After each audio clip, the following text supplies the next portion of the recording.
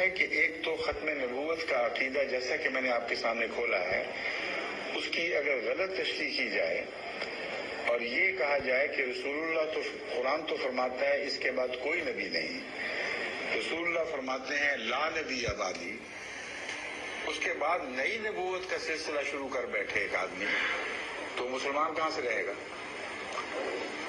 جس نے ختم نبوت کی مور توڑ دی، جس نے رسول اللہ علیہ وسلم کی غلامی سے آزاد ہونے کا ادعا کر لیا، وہ بھی کافر، اس کے ماننے والے بھی کافر۔ اور ایک بات جو نہیں بتاتے وہ میں آپ کو بتا دیتا ہوں، اس سے یہ بھی کافر ہو جائے گا۔ وہ یہ کہ یہ خود مانتے ہیں کہ مسیح آئے گا اور مہدی بھی آئے گا، اور یہ بھی مانتے ہیں کہ مسیح لازم النبی اللہ ہوگا۔ آئیڈینٹی کا فرق ہے، عقیدے میں تو فرق ہی کوئی نہ رہا۔ بالکل بالکل سارے یہ علماء تسلیم کرتے ہیں، آپ ان سے پوچھ کے دیکھ لیں کہ مسیح آئے گا تو نبی اللہ ہوگا کہ نہیں؟ کہ ہوگا۔ امام مہدی خدا مقرر کرے گا کہ نہیں؟ کہتے ہیں مقرر کرے گا۔ اگر آپ خدا امام مہدی کا انکار کر دیں گے تو مسلمان رہیں گے؟ نہیں، سوال ہی نہیں پیدا ہوتا۔ وہی بات جب ہم کہتے ہیں تو ہم کافر، یہ کو نہیں ہوتے کافر سے۔ اگر زہر ہے تو سب نے کھایا ہوا ہے، پھر یہ اجتماعی خودکشی ہونی چاہیے، لیکن ہم بچ جاتے ہیں اس وجہ سے کہ ان کا اپنا عمل، ان کا اپنا موقف ان کو جھوٹا قرار دے رہا ہے۔ بس اگر غیر مسلم بنتے ہیں تو یہ بنیں گے، ہم نہیں بنیں گے۔ اور حوالہ میرے پاس کیا ہے؟ رسول اللہ صلی اللہ علیہ وسلم کا، صلی اللہ علیہ وسلم۔ حضرت صلی اللہ علیہ وسلم کے دو فتاوی ہیں جن کو پیش نظر رکھیں۔ ایک یہ کہ اگر کوئی مسلمان کو کافر قرار دے تو غیر مسلم خود کافر ہو جائے گا۔ یہ وہ فتویٰ ہے جو علماء جانتے ہیں کہ صحیح ہے، اور اس کے متعلق کوئی بحث نہیں اٹھائے گی کہ کمزور حدیث کی بات ہے۔ اور حضرت مسیح موعود علیہ السلام نے ان کو کافر کہنے سے پہلے 12 سال تک مسلسل صبر کیا ان کے فتووں پر، اور یہ حدیثیں یاد کرائیں۔ آپ نے فرمایا کہ میں کسی کلمہ گو کو کافر نہیں کہنا چاہتا، میرا انکار بھی کرتے ہو پھر بھی میں کہہ سکتا، میرے دل میں یہ طاقت نہیں کہ میں کلمہ گو کو کافر کہہ دوں، مگر میں تمہیں یہ حدیث بتا رہا ہوں، اگر تم باز نہ آئے تو پھر محمد رسول اللہ علیہ وسلم کے فتوے کے خلاف میں کوئی فتویٰ نہیں دے سکتا۔ کہ رسول اللہ صلی اللہ علیہ وسلم نے فرمایا ایک زمانہ آئے گا جب میری امت یہودیوں کی طرح 72 فرقوں میں بٹ جائے گی۔ یہ وہ حدیث ہے جسے مولوی عبد الوہاب صاحب جو وہابی فرقے کے سربراہ ہیں، انہوں نے بڑی شد و مت سے اپنی صداقت کی نشانی کے طور پر پیش فرمایا ہے۔ وہ کس طرح؟ وہ یوں کہ کہتے ہیں کہ رسول اللہ صلی اللہ علیہ وسلم نے فرمایا 72 فرقوں میں بٹ جائے گی، وہ 72 کے 72 جہنمی ہوں گے، سوائے ایک کے جو 73ویں جماعت ہوگی۔ تو مولوی عبد الوہاب صاحب نے یہ دعویٰ کیا، ان کی کتب میں لکھا ہوا موجود ہے کہ میں جس فرقے کا بانی ہوں یہ وہ 73ویں جماعت ہے، جس کے متعلق یہ خوشخبری تھی کہ یہ تو پکے مسلمان اور جنتی، باقی سارے 72 کے 72 جہنمی ہیں۔ حدیث تسلیم ہو گئی نا سعودی عرب کو پوری طرح۔ اب بتائیں 72 فرقے جہنمیوں کو وہاں حج کیوں کرنے دیتے ہیں اور صرف ایک کو باہر نکالا ہوا ہے، وہ جماعت احمدیہ ہے؟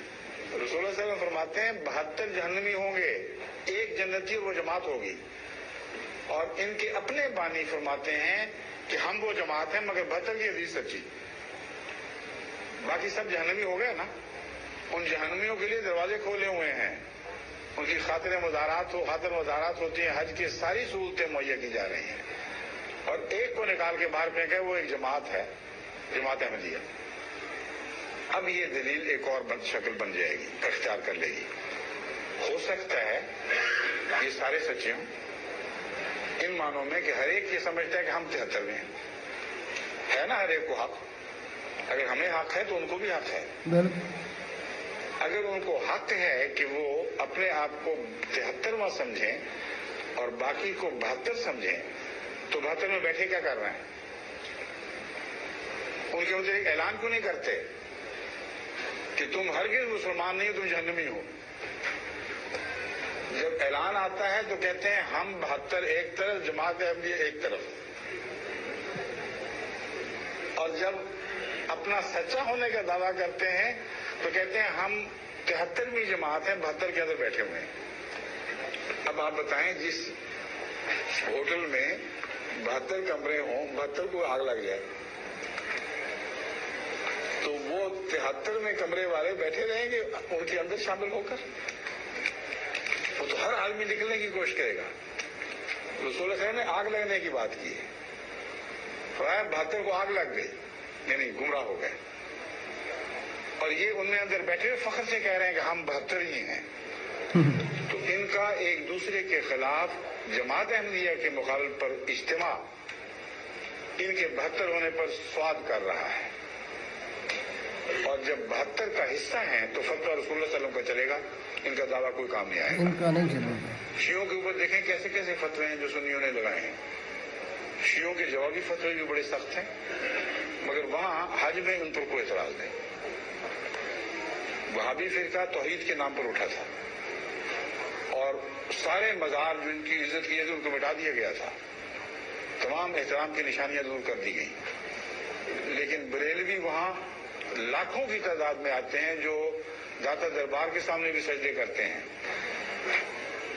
ऐसे मुशरिकों को तो इजाजत दे देते हैं और कोई परवाह नहीं करते। सियासतबाजी है, इसके सिवा कोई बात ही कुछ नहीं।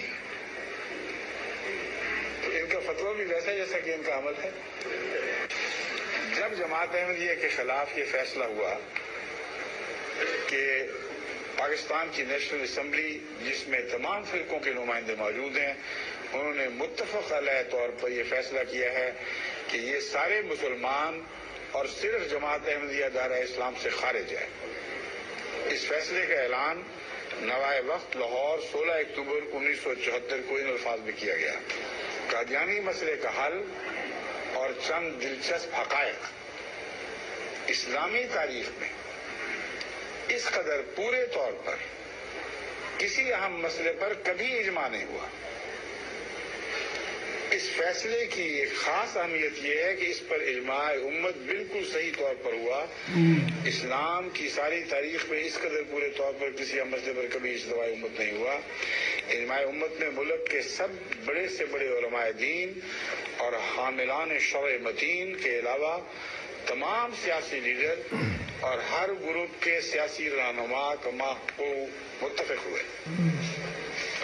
और सूफियाए कराम और आरिफीन बिल्लाह बरगजीदगान ने तसव्वुफ और तरीकत को भी पूरा पूरा इत्तफाक हुआ।